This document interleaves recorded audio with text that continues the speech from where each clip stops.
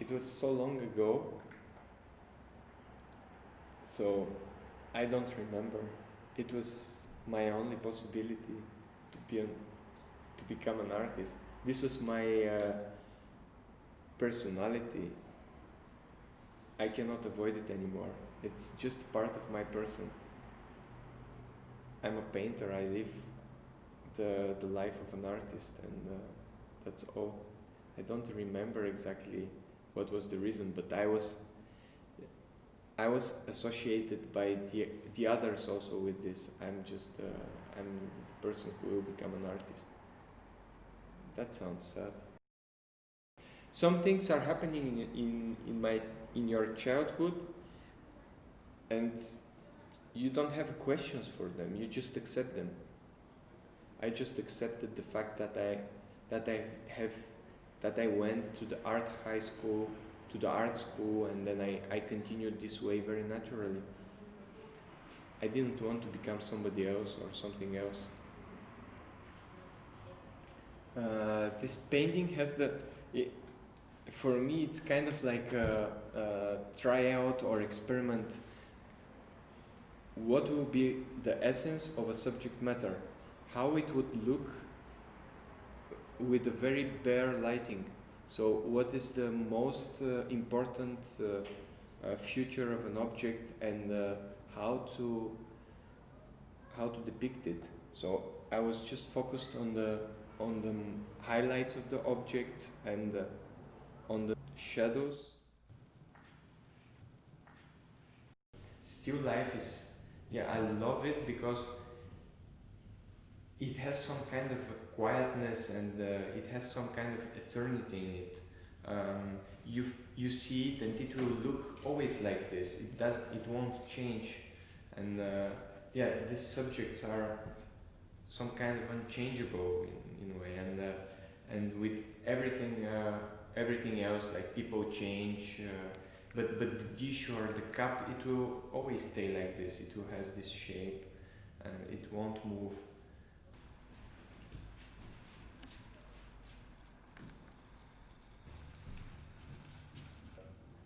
There is nothing wrong with them, and it's very nice because me as a painter, I feel very free to experiment with these simple shapes. I can focus on the shape and on the way how I will reproduce it, on the way how I will depict it, because it's very simple. It's very easy to be depicted, and I focus only on the way how I represent the light and the dark part, the shape and the colors. I feel some kind of peace when I'm painting it, and when I'm observing it. Why do I like pots? No, because their shape is very simple, and I'm free to experiment with paint and with composition and with colors. So, and I'm not disturbed by some complicated shape as the shape of the human body. So I can freely experiment and enjoy just the way the paint would go on the canvas, and then it would mix the dark colors will mix with the light colors, and just the way of painting.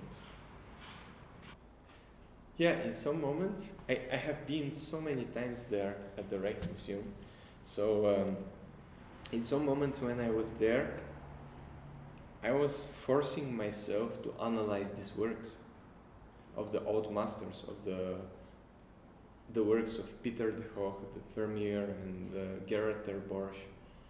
So all of these works, I was analyzing them for a long time, and sometimes I had these very pleasant moments, like looking at them and finding these beautiful color compositions and fantastic light, so everything stayed somehow in my heart, and I tried to also transfer it to my works. I tried to use it in my works as well.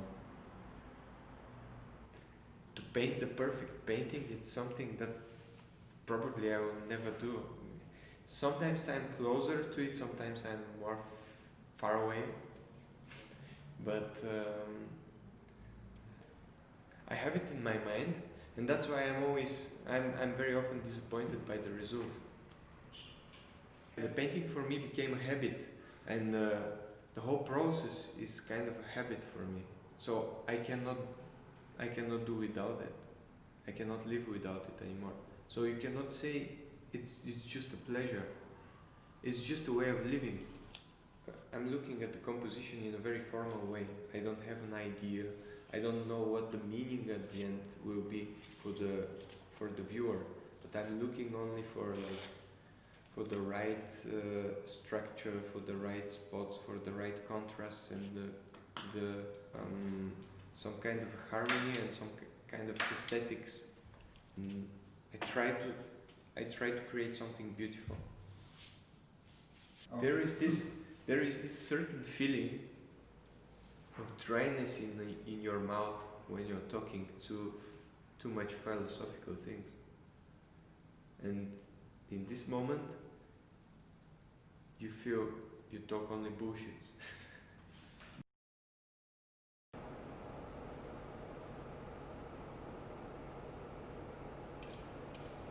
I remember the first time that I saw the paintings of Adrian Genie. It was really important moment for me. Suddenly I would see somebody who would explain me somehow what I was looking for.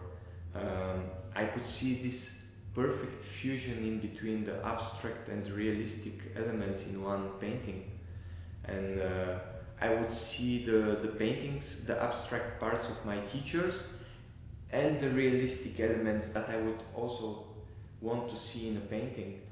And I found it very special. It somehow gave me a direction. It cleared my direction in a way. And now the blank canvas is full of all kind of expectations, so it's open to go in every direction. And this is the most, maybe one of the most exciting moments in my practice, when I have the thousands of possibilities to go to and to create a masterpiece. And of course that's my goal.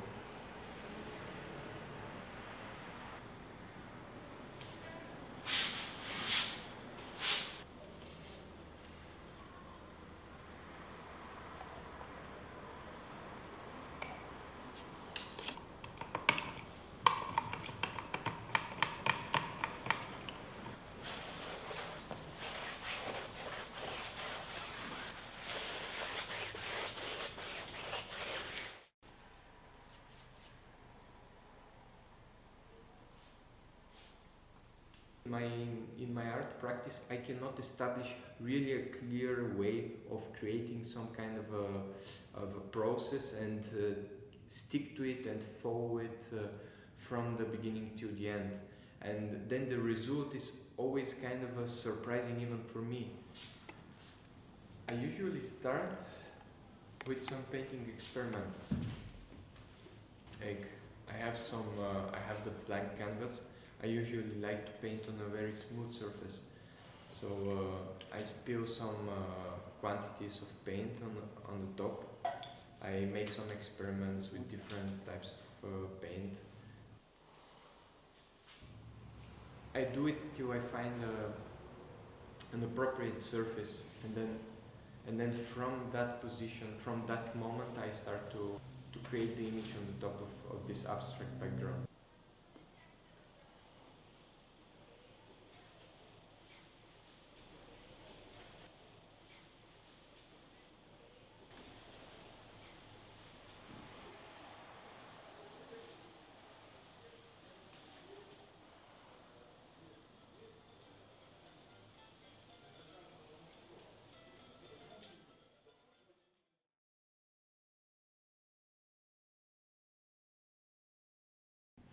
Sometimes I do I start immediately to paint something figurative, and then after that I kind of protect some parts, and then I make some experimentations on the top of it. I experiment with different techniques and see how it goes. When I'm combining different subject matters in painting, like for example, I have painted something, it tells me I should paint something here. This composition needs something exactly here. And then I'm trying to look what to paint there.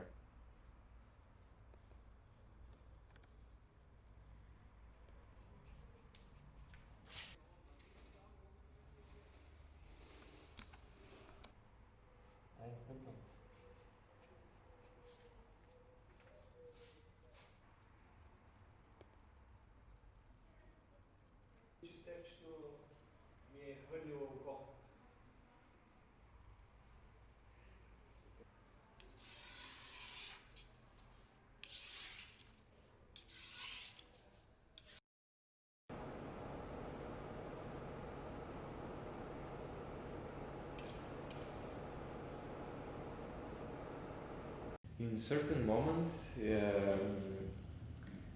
I remember as a student, we were flooded by abstract art. Abstract art in Bulgaria, it was observed as a serious art, and the rest of it, like figurative art, it was observed as a study, as a kind of a study procedure. Like my teachers, if they would see my paintings, they would say, okay, this is very interesting, but it's very close to this study paintings that we were doing during my educational time. Just in the galleries everywhere you could see this not very high quality art, abstract art, and so my personal choice of figurative painting is also kind of like a rebellion against this bad quality abstract art that I was looking at in my school and in the academy. And yeah, also like in this moment I felt like, okay, I really like abstract art, but I find it a little bit boring. I want always to go further in the visual, in the visuality. During the regime, the ruling party would observe the art as a tool to influence people's mind. So, for example, in Bulgaria, the art was flourishing. That's a bit strange, but it was fakely reinforced by the government. So the socialist realism would be just a part of just a tool to implant the communistic ideas. That's why maybe during this moment the artists would try to escape this style. For example, my teacher in the academy and a lot of other artists after the fall of the communism, they were working mostly, and during the communism they were working mostly abstract art, because it was free of propaganda and it was free of meaning, and everybody could interpret it as they want. And for example, the generation of my generation of artists in Eastern Europe, they would choose to go again to this figurative art, because it was not any more obligation to put some meaning into your figurative art, but you could leave people to just accept it and observe it and perceive it as they want and read it as they want. it's the same with my art. Like I don't want to put any certain meaning of it, and I don't want to force the spectator into some kind of idea and into some kind of thoughts towards my paintings. I prefer to leave it free, to leave it open, and so the audience to feel free to interpret it in its own way.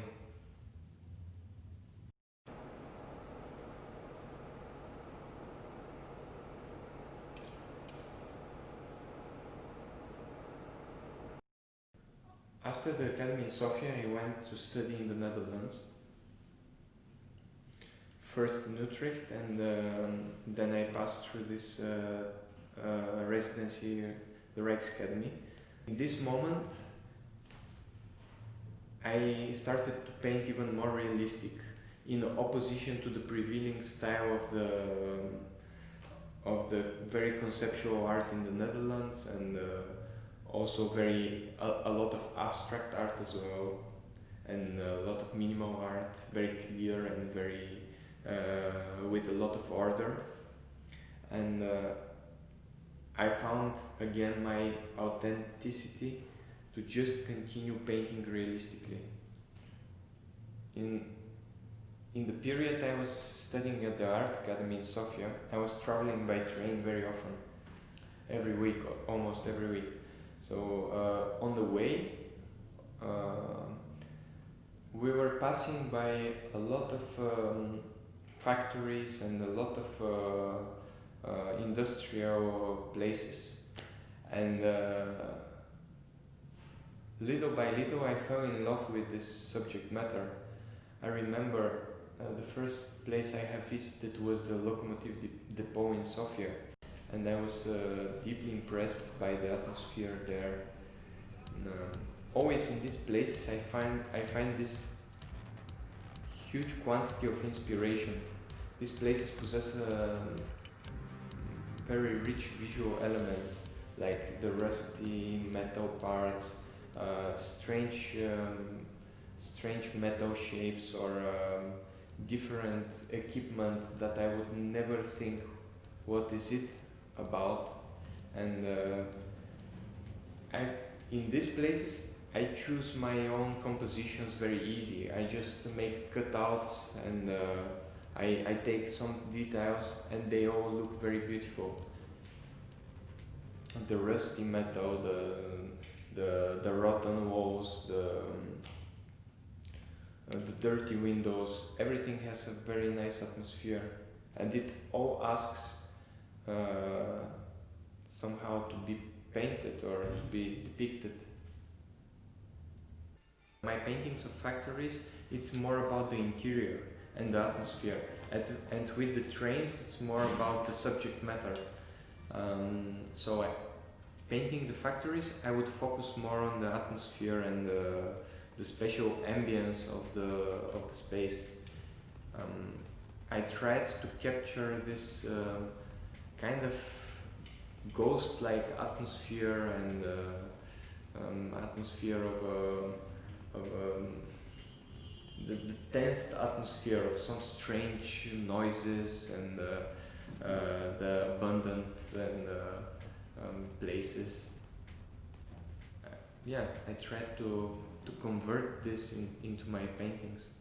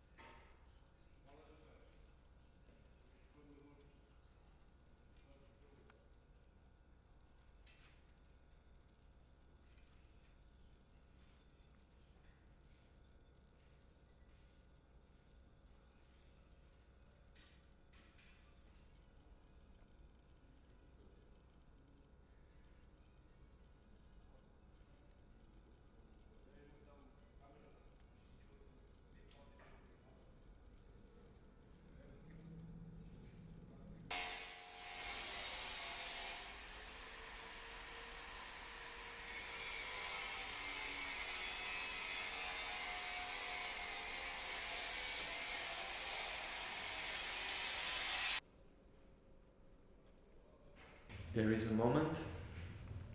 I'm in the factory, and I'm surrounded by this piles of beautiful elements around me, and I have the camera in my hands, and I have to be fast because I have the feeling that I will lose the moment. Then I start to shoot as crazy, like I'm just, yes, this is very beautiful, yes, I will shoot this and that, and after that, afterwards that. Tsunami and my wife.